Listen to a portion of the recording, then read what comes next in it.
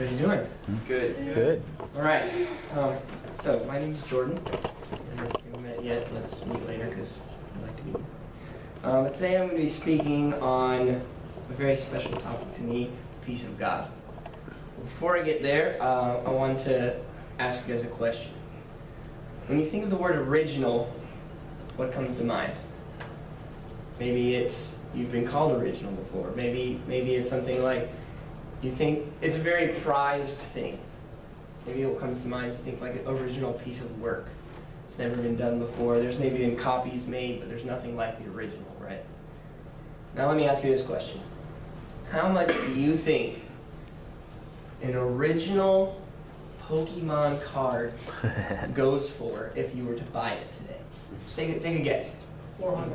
$400, okay? $1,000. $1,000. $10,000. Okay, so I was doing some research on some original Pokemon cards. And I wish I owned it, because if I did, I'd be pretty good, but I don't. But this one particular one that I found is like this Pokemon Illustrator one. And it's right now, you can buy it for none other than around $90,000. A Pokemon card, right? So I have a story. So say there's this man, right? And he owns this Pokemon card. It's prized, probably keeps it in a glass case, with lights shining down on it and everything. Then you have this little kid who is outside and he's playing in the street and he's playing with his friends and he kind of looks down and he sees a Pokemon card on the floor and he kind of picks it up and it's all rough and all torn. It's kind of just a normal one that you get out of the pack.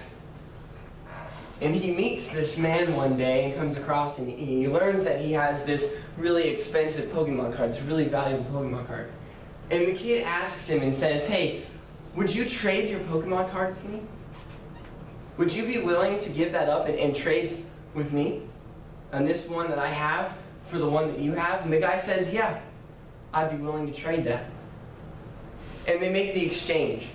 And I want to read a verse today out of Philippians chapter 4, verse 7. And it says, "And the peace of God, which transcends in value than of all understanding, will guard your hearts and your minds in Christ Jesus."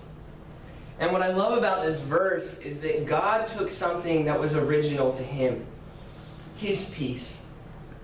Something that only God can create, something that only God can give.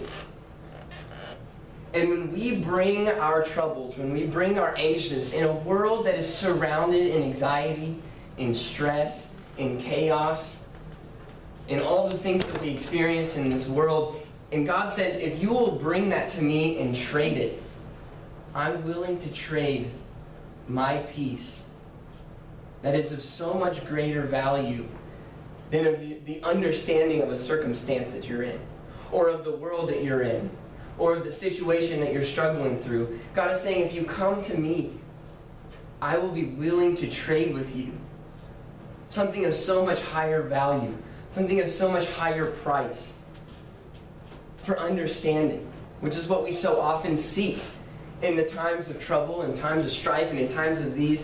We often ask God, God, why am I here? God, why am I experiencing this? Why am I going through this? I want to understand. I want to know.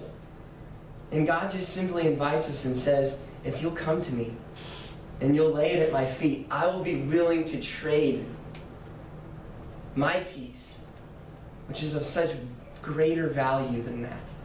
I can give you something right now, in the present, in this moment, that surpasses in worth and in value, like that $90,000 Pokemon card that man traded to that little kid.